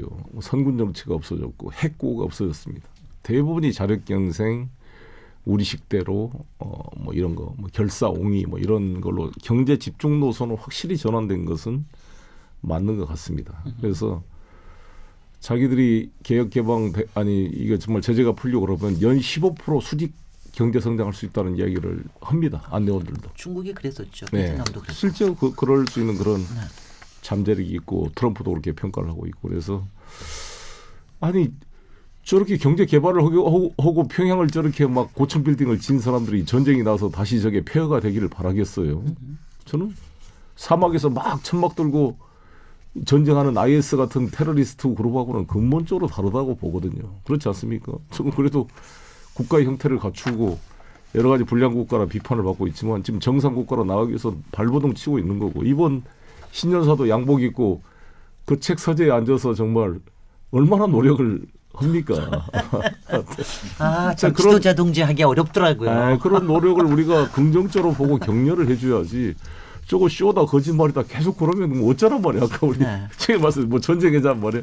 뭐 멸공통일 뭐 북한 폭격 이렇게 막 일부 극우 단체들이 쓰고 있는데 그거는 대한민국 헌법 위반입니다. 평화통일을 규정하고 있는 반헌법적인 행동입니다. 저는 송영길 위원장께서 얘기해 줄 줄 알았는데 연초인가 연말인가 영국의 가디언즈인지 모르겠는데 영국이 가령 우리가 뭐 통일이 안 된다 하더라도 어느 정도의 연대 체제로 가서 남북이 하면 아마 세계 경제 순위의 6위권에 올라갈 것이다. 이런 전망을 한 게 있더라고요. 경제 경영 연구소. 예. 그거 아셨군요. 그래서 제가 가히 그럴만하다. 한번 하기 시작하면 정말 정신없이 할 거다. 이렇게 좀 가슴을 부풀게 하면서요. 2부 잠깐 쉬고 또 3부로 넘어가서 정치적인 이슈 좀 얘기하도록 하겠습니다. KBS 열린 토론 오늘은 신년기획으로 송영길 더불어민주당 동북아 평화협력 특별위원장님 모시고 얘기 나누고 있는데 잠시 쉬겠습니다. 지금 여러분께서는 KBS 열린 토론 시민 김진애와 함께 하고 계십니다. KBS 열린 토론 계속해서 인물 있는 인물 토론 코너 이어가도록 하겠습니다. 오늘 신년기획 송영길 동북아 평화협력 특별위원장님 모셨는데요. 김정환 KBS 통일외교 전문기자, 최병묵 정치전문기자 두 분 패널과 함께하고 있습니다. 이제 뭐 시간이 굉장히 빨리 갑니다. 뭐 이제 한 20분여 남았는데요. 또 골치 아픈 문제 또 좀 얘기해야 되겠습니다. 이 주한 미군에 관련된 것과 그리고 특히 이제 한미 방위비 분담금 협상 뭐 이걸 5년을 1년으로 줄이자 그리고 트럼프 대통령은 몇 배로 올려야 된다 뭐 이런 얘기를 하면서 이런 방위비에 대해서 안보 무임승차론을 이렇게 제기를 하면서 압박을 하고 있는데요. 이 부분에 대해서는 어떻게 진전이 될 거라고 생각을 하십니까? 협상이 되고 있는 중에 갑자기 2배로 올려라 트럼프 대통령이 그런 바람에 상당히 좀 협상이 꼬이고 있는데 트럼프 대통령한테 계속 좀 인식을 바꿔줘야 된다 봅니다. 무임승차가 아니라 우리가 평택 미군 기지는 444만 평이거든요. 세계 최고의 기지이고 이전 비용 11조, 기반시설 17조, 28조를 투자해서 만든 세계 최고의 미군 기지입니다. 이거를 우리가 제공하고 있고 13,000명의 한국인 근로자들의 카투샤 병사까지 미군을 서빙하고 있는 거 아니겠어요. 그리고 우리가 무기를 지난 5년간 21조 원치 무기를 사줬습니다. 우리가 두 번째 무기 구입국입니다. 사우디아라비아에 이어서. 이렇게 우리가 미국을 도와주고 있는데 미국이 지금 그리고 9,602억을 우리가 방위 분담금을 작년에 부담했어요. 네. 그런데 오히려 이제 한미 합동훈련도 지금 줄이고 주한미군도 좀 줄이겠다는 거 아닙니까? 근데 왜 방위비를 더 올리냐고 저는. 네. 아니 근데 이제 경찰 국가 안 하겠다. 세계 경찰 국가 안 하겠다. 네. 우리 보고 지키려고 그러면 돈 더 내놔라. 이러고 아주 정말 왜 트럼프 대통령은 워낙 노골적이지 않습니까? 네, 그러니까 저는 절대 그런 말에 우리가 흔들리면 안 된다고 봅니다. 이건 네. 지금 여기 미군 기지는 포기할 수가 없고 더구나 평택에 있는 미군 기지는 대중국의 견제라는 세계 전략에 너무나 중요한 곳이기 때문에요. 네. 지금 28,500명 되는 미군을 22,000명까지 지금 줄일 수 있고 22,000명 이하로 줄일 때는 뭐 예산 집행 과정에 뭐 의회에 보고를 해라 이렇게 돼 있잖아요. 네. 일부 줄일 수 있다고 봅니다. 그리고 지금 주한미군은 우리 저 북한만 지키는 미군이 아니라 여기서 훈련받고 중동으로 파견되기도 하고 신속 방위군 형태로 이게 활용되고 있어요. 네. 여기서 훈련받고 중동에 파견되고 그렇습니다. 최홍욱 기자님. 그렇죠. 저 방위비 분담금 협상 문제는 사실은 그 트럼프 대통령이 후보 때부터 이 팩트를 틀린 상태에서 계속 주장을 하고 있잖아요. 그래서 그 일부 그 사실 지지자들과 토론에서도 그 한국 출신이죠. 어떤 학생이 질문을 하기도 했잖아요. 잘못 알고 있는 것 아니냐 이렇게 질문했는데 머쓱할 법도 한데 그렇지 그것도 그냥 모르쇠 하고 그냥 무조건 그 뭐 무임승차론을 얘기하고 있더군요. 근데 이제 트럼프 대통령의 어떤 독특한 뭐 협상 스타일 뭐 이런 거라고는 보는데 어쨌든 간에 아마 우리로서는 뭐 어느 정도 그 방위비 분담금을 우리가 더 부담하는 문제는 아마 불가피할 거예요. 그러나 그것이 지금 트럼프 대통령이 얘기하듯이 150%를 올려달라. 응? 그러니까 50%를 더 이제 순증해달라. 이런 것까지는 그 아마 어려울 것으로 보이고 우리 현재의 수준이나 또는 뭐 단순 비교하기는 어렵습니다만은 주일 미군이나 좀 저 나토 방위군 같은 경우도 있잖아요. 그런 경우하고 이렇게 적절히 얘기를 해가면서 그다음에 지금 현재 5년마다 협상하기로 돼 있는 걸 또 1년마다 줄이라 그러면 이번에 예를 들어서 몇십 프로 올렸으면 또 내년 가서 또 몇십 프로 올리라는 글쎄요. 얘기가 되거든요. 이런 것들은 저는 뭐 아마 이제 협상 과정에서 나온 미국 측의 주장이다 이렇게 보고 미국 측도 저걸 끝까지 관철할 생각이 정말 있을까? 저거 아마 끝까지 관철하려고 하다가는 정말 주한미군의 일부분을 철수하는 사태까지도 생기는 것 아니냐. 좀 그런 생각이 듭니다. 그러니까 우리도 상당한 정도의 저건 배수진을 칠 수밖에 없는 아이템이다. 그렇게 봅니다. 주한미군 철수는 방위비 인상과 상관없이 할 겁니다. 저는 그렇게 봅니다. 아니 전부 철수가 아니라 일부 철수죠. 네네. 그러니까 지금 28,500명에서 네, 22,000명 수준으로 한 6,000명 정도. 그러니까 이거 가지고 괜히 방위 분담이 안 되니까 이거 철수한다 이런 프레임에 빠질 필요는 없다고 봅니다. 협상력을 약화시키는 거니까 그럼 철수해도 뭐 22,000명이나 28,500명이나 요즘 같은 뭐 몇 시간 안에 비행기가 오는 시기고 다 ICBM이 있는 상황에서 그게 얼마나 큰 의미를 갖겠습니까? 네. 근데 그런 면에서 저는 당당하게 대응해야 한다 보고 특히 저 13,000여 명의 우리 주한미군 근로자들 같은 경우는 이번 기회에 나는 우리 정부가 직접 고용했으면 좋겠어요. 괜히 우리 세금으로 미군한테 줘서 미군이 고용하고 있으니까 이 협상이 안 되면은 장기 무급휴가 시키겠다는 거 아니에요, 지금 13,000명을.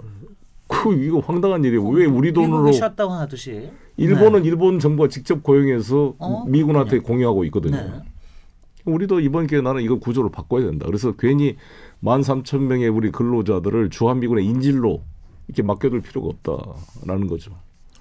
사실 이게 다 지금 미군의 그 뒤치다거리 도와주는 거 아닙니까? 네. 이걸 우리 근로자들이 하는데 왜 미군한테 돈을 줘요? 우리 돈으로 직접 고용하죠. 그건 이제 계산 방식의 문제고 뭐 하여튼 어찌 됐든 간에 그 계산하는 구조로 해서 우리가 실질적으로 얼마를 부담하고 있느냐 하는 걸 트럼프 대통령이 좀 잘 알았으면 좋겠는데 지금 현재는 좀 상황이 굉장히 어려워지고 있는 것처럼 느껴집니다.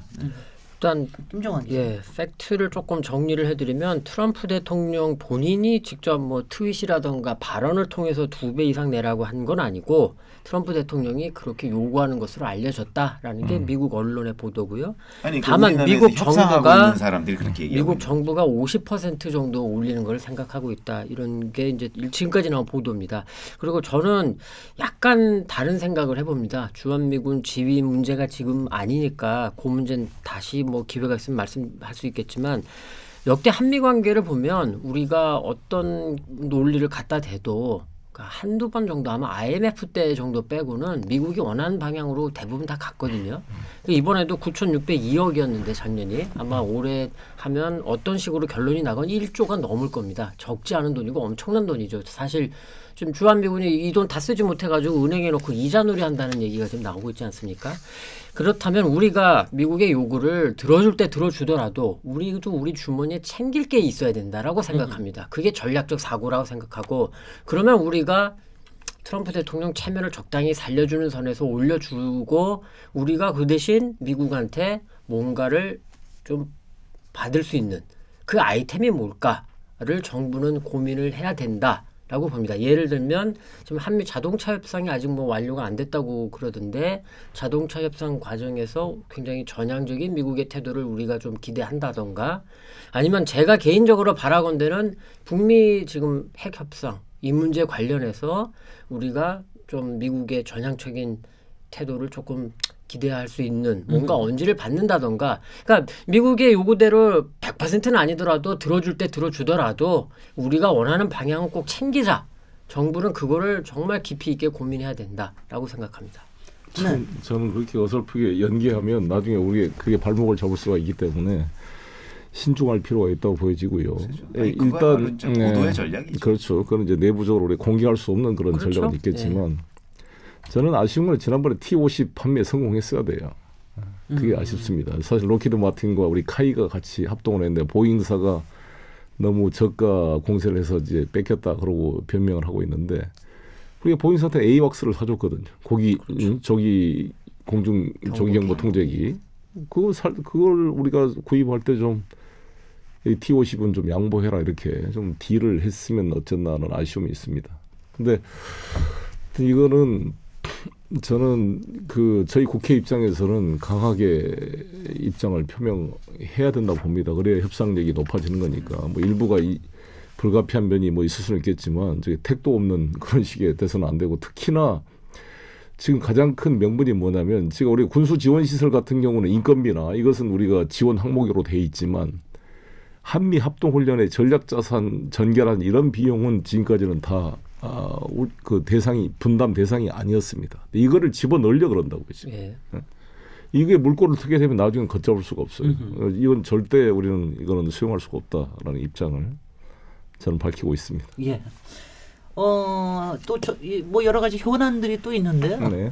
그래도 현안에 대해서 조금 질문을 좀 요새 정말 신년이라서 굉장히 여러 군데 시끄럽습니다. 특히 이제 경제에 대해서는 엄청나게 현실 경제에 대한 비판들이 굉장히 뜨거운데 정영길 위원님이 이런 거 하고 있어요. 먹고 사는 문제 용서하는 거 운영하고 계십니까? 굉장히 이런 경제 문제에도 이제 관심이 먹고 사는 문제에 대해서 관심이 굉장히 많으신 것 같은데요.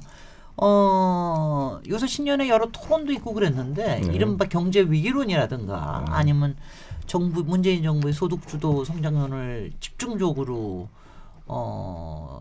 비판하는 이런 언론의 태도 이런 부분들에 대해서 어떻게 생각하십니까? 지금 분위기를 어떻게 파악하고 계십니까? 실제로 뭐 이 경제 뭐 수출이 뭐 최고로 증가했고 이런 긍정적 지표들은 너무 보도를 하지 않고 부정적 지표만 뭐 강조한 면이 있기는 있습니다만 그것도 실제 경제 어려운 것도 사실입니다. 그렇습니다. 특히 이제 소상공인 자영업자가 크고 소득주도 성장, 혁신성장, 공정경제가 우리 정부의 세계 이제 슬로건인데 저는 이제 보완을 해야 될 점이 일단 혁신주도 성장과 소득 성장 간의 상호 시너지 연계가 좀 취약해요. 그러니까 혁신성장의 8가지 모델이 스마트팜, 스마트 팩토리, 스마트 시티입니다. 그다음에 드론이라든지 뭐 바이오 뭐 이런 것들이 있는데 자율자동차 이게 다 일자리가 없어지는 거잖아요. 전통적인 일자리가. 그렇죠. 스마트팜, 스마트 팩토리, 스마트 시티 다 그다음에 드론이나 자율자동차는 운전기사 일자리까지 없어지는 건데 그러면 대체 일자리로서의 소프트웨어 분야라든지 이런 분야를 잘 준비를 해야 되는데 이런 준비가 좀 취약하다고 저는 봅니다. 그리고 일자리를 오히려 줄이는 성장으로 가서는 안 될 거 아니에요. 성장의 내용이. 이 고용 친화적인 성장에 대한 설계가 더 보완될 필요가 있겠다라는 거고요. 예를 들어서 바이오 분야 같은 경우는 좀 강화시켜야 되거든요. 일자리가 늘어나고 있습니다. 삼성바이오 같은 경우에 제가 인천시장 때 삼성바이오를 유치했는데 지금 3,000명이 최하 6천만 원 그 연봉에 3,000명이 고용돼 있는데 매년 500명씩 추가 고용이 되고 있습니다. 근데 이게 이번에 경영승계랑 결합돼가지고 삼성바이오 분식회계 논란에 지금 빠져 있는데, 아무튼 그러한 잘못된 점들은 관행은 자를 건 자르더라도 바이오 산업은 살려야 될 거고요. 네. 이런 뭔가 일자리를 창출하는 혁신 성장의 설계가 좀 보완돼야 한다고 생각이 들고, 두 번째 소득 성장이라는 게 우리 경제가 내수 경제가 아니잖아요. 소득 주도 성장이라는 게 임금을 올려주면 그 임금 가지고 많이 소비를 해가지고 그 생산을 자극해서 선순환이 된다는 논리인데, 일단 임금을 오르면 다 이제 물가가 오를 겁니다. 택시비도 3,000원이 3,800원으로 오른다고 지금 하고 있고요. 그러면 실질 임금이 과연 어떻게 될 거냐에 대한 고민, 이 물가 상승 분야에 대한 압력을 어떻게 할 거냐. 그리고 이게 내수 경제가 아닌 우리가 해외 수출하는 경제인데 이 소득 효과가 이런 개방 경제에서 어떻게 작동할 거냐에 대한 고민이 필요하고요. 그다음에 저는 이제 최저임금에만 인상에만 의존하는 소득주도 경제가 아니라 지출 비용을 줄여줘야 된다. 우리 근로자들 이야기 들어보면 주거비와 사교육비를 없애주면 임금 인상 안 해줘도 좋다는 거 아니겠어요? 그럼요. 그 부분에 대한 저 프로젝트가 좀 제가 좀 열심히 준비하고 있는 누구나 지 프로젝트가 있는데 그게 필요하고요. 또 하나는 지금 이제 이번에 주휴수당 그 넣냐 안 넣냐 그래가지고 175시간이냐 209시간이냐 논란이 됐잖아요. 209시간 하기로 했으면 209시간 고박이 최저시급 8,350원을 하면은 그게 174만 원쯤 되잖아요. 그럼 저는 이제 청와대도 제가 나름대로 제안을 해봤는데, 시급이 209시간을 나누면은 월급을 200만 원 주더라도 최저임금 위반이 되는 경우가 발생한다는 거 아닙니까? 여러 가지 그 임금 체계 복잡성 그렇습니다. 때문에. 그러면 174만 원을 추가해서 실제 임금을 지급하고 있는 경우에는 뭔가 단서 조항을 둬서 최저임금 위반이 되지 않도록 하는 뭔가 좀 보완 장치가 필요한 게 아닌가. 예. 뭐 여러 가지 그런 네네. 지혜를 좀 하지 않으면, 지금 연초에 제가 우리 뭐 신년 할애에 상공회의소 뭐 소상공인들 만나면 정말 불만이 터져 나옵니다. 지금 말씀하시는 거 보니까 송영길 위원님 겉으로 보는 거 통이 크신 게 아니라 굉장히 정교하고 세밀하고 아니 우리 수치에 굉장히 밝으신 것 같아요. 근데 쭉 말씀하신 것 중에서 제가 그렇잖아도 이 토론에 앞서서 이렇게 찾아보니까 뭐 주거비 10% 이제 이게 딱 눈에 들어오더라고요. 누구나 집 프로젝트. 근데 이거는 이렇게 그 밑에 이제 설명이 좀 달려 있는 걸 봤는데, 설명이 저는 이렇게 재원이 과연 어디서 마련될 것인가 그런 게 좀 궁금한 점이 있어요. 그래서 우선 이 프로젝트 조금 설명 좀 해주시고 그 재원 부분에 관해서도 좀 설명을 추가로 해주시면 어떻겠는가 좀 눈에 확 들어오더라고요. 네, 그게 어차피 이게 건축이라는 게 다 금융이기 때문에 우리가 사실 주택담보대출을 하면은 한 3%대로 대출을 하는데 신용대출하면 6% 이상이 넘어가요, 다들. 그러니까 우리나라 국민들이 지금 기준금리가 1.5%, 뭐 1.75, 1.25 막 2% 이하잖아요, 기준금리가. 그리고 실제로 이 담보대출은 3%대에서 4%대 사이인데도 불구하고 담보가 없는 무담보대출, 신용대출의 경우는 신용등급이 6등급 이상이면요, 1금융권에 대출을 하지 못하고 2금융권 전부 막 이제 러시안 캐시, 뭐 단박대출, 뭐 오케이 대출 이런 데 하게 되면요 24%, 25%까지 올라가요. 그래서 저는 우리 서민들은 금융 소외 현상이 발생하고 똑같이 이 인생을 살지만 수압이 다르다. 이 금리의 압박이 너무 차이가 나기 때문에 저는 최소한 전월세만큼은 주택담보대출과 동일하게 금리를 바꿔보자는 게 이 누구나 집 프로젝트 핵심 중에 하나입니다. 그건 뭐냐? 전월세 자금 대출. 그렇죠. 이게 전월세 자금 이 돈이 어디다 내가 유흥비나 생활비로 소비한 돈이 아니거든요. 임대차 계약 끝나면 다시 갚아줄 돈이야. 그러니까 사실상 떼일 염려가 없는 돈인데 왜 은행이 자기 리스크를 자기들이 전부 떠넘겨가지고 임대차 그 전월세 자금을 담보로 하면 리스크가 전혀 없는 거 아닌가요? 그렇죠. 근데 그 담보 구조가 잘 안 되고 있고, 근데 이제 전자문서 인증이 돼가지고 이게 될 수 있는 구조가 만들어져서 핀테크를 저희가 만들어봤습니다. 네, 김정환 기자님. 네, 제가 사실은 경알못이어가지고 여기에는 뭐 여쭤볼 질문은 없고요. 다만 뭐 혹시 좀 약간 그래도 기자다 보니까 조금 불편한 질문 두 가지만 좀 드리겠습니다. 신년사 얘기를 잠깐 좀 돌아가서 거기 보면 지금 2013년부터 이제 김정은 위원장이 육성으로 신년사를 하고 있는데 단 한 번도 나오지 않았던 표현이 들어가 있습니다. 원자력 발전 능력을 거론하고 나왔습니다. 이게 북쪽에서도 물론 평화적 이용 이거는 이제 북미 제네바 기본 합의나 9.19 공동성명에 물론 들어가는 있는 내용인데 마침 새로운 길을 언급하는 과정에서 뭐 우리가 상식적으로 생각해도 대통령이 뭔가 대내외적으로 말을 하실 때도 단어 하나하나 조사 하나하나에도 신경을 쓰는 게 당연한데 굳이 왜 원자력 발전 능력 얘기를 지금 꺼냈을까 하는 부분이 질문이 하나가 있고요. 그다음에 두 번째 질문은 이거는 그냥 시민의 한 사람으로서 여쭤보는 건데 사실 지금 유 작가가 뭐 알릴레오를 유시민 하신다 그러고 그러면서 지금 본인은 극구 손사래를 치는데도 뭐 일부 언론 조사에서 여론 조사를 보면은 뭐 1위, 2위 지금 이렇게 나오고 있는데 대선 주자로서 혹시 우리 송 의원님께서 조금 조급하심을 느끼지는 않으실까? 아니면 뭐 유 작가를 어떻게 평가를 하실까? 이런 게 그냥 시민으로서 좀 궁금해집니다. 첫 번째 원자력 문제는 저도 김정은 위원장이 원자력 발전 그 언급한 거에 대해서 지금 질문한 거죠? 예. 우리 대통령 말씀이 아니라. 네. 저는 북한 같은 경우에 원자력 평화적 이용 문제는 나중에 정말 검토해야 될 문제라고 봅니다. NPT 체제의 핵심이 핵 확산 금지의 전제 조건이 핵을 가지지 않는 나라를 핵무기로 위협하지 말 것, 안전 보장 제공하고 핵의 평화적 이용 권리를 보장해 주어야 됩니다. 그래서 저는 이 저농축 우라늄을 통한 이 원자력 발전이 북처럼 저렇게 석유도 나지 않고 에너지가 부족한 나라에는 북미 간의 평화협정이 체결되면 저는 검토할 수 있는 대상이라고 봅니다.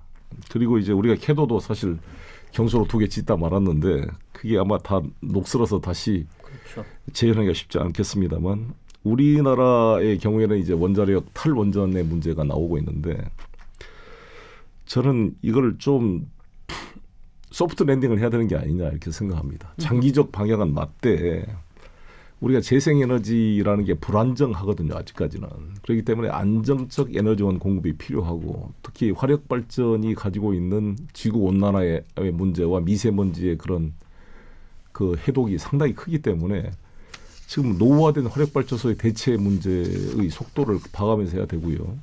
그리고 우리의 저는 또 필요한 게 소형 원자로 그러니까 의항력이라 연구용 원자로 시장을 우리가 개척을 해야 된다고 봅니다. 그다음에 SDR이라고 스몰 그 모듈레이터 리액터라는 그 SMR이라는 게 있습니다. 그게 이제 핵 원료 추진 그런 분야인데 이런 분야를 해서 우리 원자력 산업이 붕괴되지 않도록 할 수 있는 대안이 마련돼야 한다 이런 말씀을 드리겠습니다. 그리고 이제 유시민 작가 얘기는 저는 좋은 일이라고 보여지고요. 그래서 어찌됐건 우리 사회의 그런 정치적 담론이 토끼의 뿔이 크냐 작냐 가지고 싸우는 게 아니라 토끼의 뿔이 없는데 그 없는 뿔을 가지고 크냐 작냐 싸우는 그런 논쟁의 패러다임을 팩트로 바꿔야 됩니다. 이번 운영위원회에서 그 조국 수석 가지고 막 그 나경원 대표나 이런 사람들이 공격을 했지만 이게 막 주장과 이 팩트가 구별이 안 되는 막 공격을 하고 있는 거 아니겠어요. 그래서 우리가 우리 정부나 여당이 부족한 점 비판을 달게 받을 자세가 저희들도 돼 있고 해야 되는데 팩트를 왜곡하는 가짜를 가지고 하는 논쟁은 바로잡는 이런 것은 서로 간에 필요하다고 생각합니다. 그런데 그거 관련해서 지금 이제 제가 그래서 여쭤봤던 건 혹시 뭐 좀 유시민 작가는 본인이 원하지 않는다고 하는데도 1, 2위 나오는데 혹시 조금 좀 씁쓸한 느낌은 아니실까 하는 거죠. 두 번째 아니 질문. 본인이 원한다고 그러신 적 없는데 왜 자꾸 이렇게 몰아가세요? 아니 유 작가에게 아니 제가 얘기하는 게 오히려 저기 송영길 위원장님을 막 몰아가시는 것 같아요. 기자다 보니까 원래 최영목 뭐 기자님? 큰 뜻을 갖고 계셨잖아요. 네. 그것 때문에 뭐 당대표 그렇죠. 출마도 하셨던 네. 거고 그래서 이제 그걸 발판으로 해서 뭐 더 큰 뜻을 좀 펼치겠다 뭐 이런 생각을 그 지금도 뭐 버리지는 않았겠죠 설마. 아니 우리 민주당의 그러한 여러 가지 리더들이 많이 성장하는 것은 좋은 거니까요. 네. 서로 경쟁하고 그렇게 우리 당이 재집권해서 이 문재인 대통령 정부를 이어서 정권 재창출하는데 기여하는 게 중요하다고 생각합니다. 예, 이제 마쳐야 될 시간인데요. 너무 시간이 금방 지나갔습니다. 오늘 굉장히 흥미로웠습니다. 오늘 솔직히 송영길 위원의 새로운 발견이라고 할 만큼 저는 굉장히 흥미로웠습니다. 감사합니다. 이제 마지막으로 이제 마무리 말씀을 해주셔야 될 텐데 국민들에게도 한마디 해주시고요. 그리고 또 개인적으로도 어떤 올해의 소망을 가지고 계신지 굉장히 궁금합니다.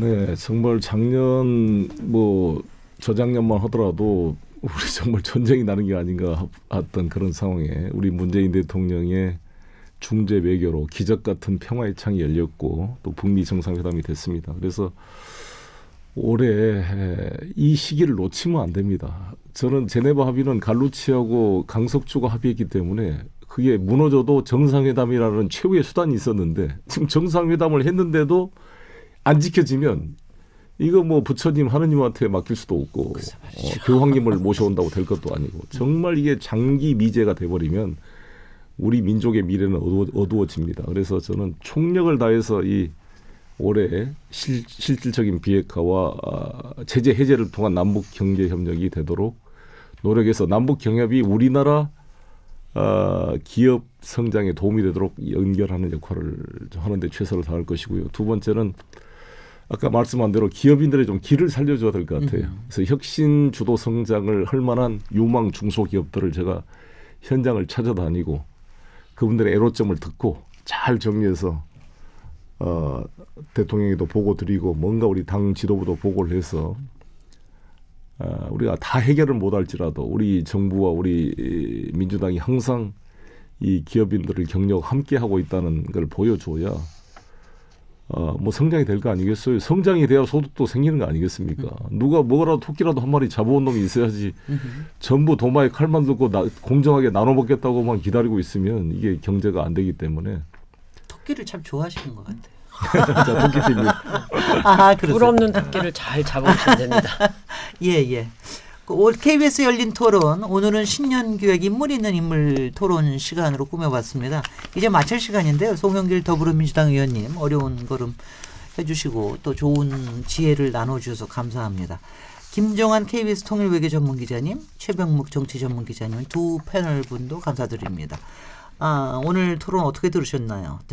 저는 오늘 이제 신년기획 특집을 마치고 다음 주 월요일 날 7시 20분에 다시 돌아오겠습니다. 감사합니다. 네, 고맙습니다. 감사합니다. 수고하셨습니다.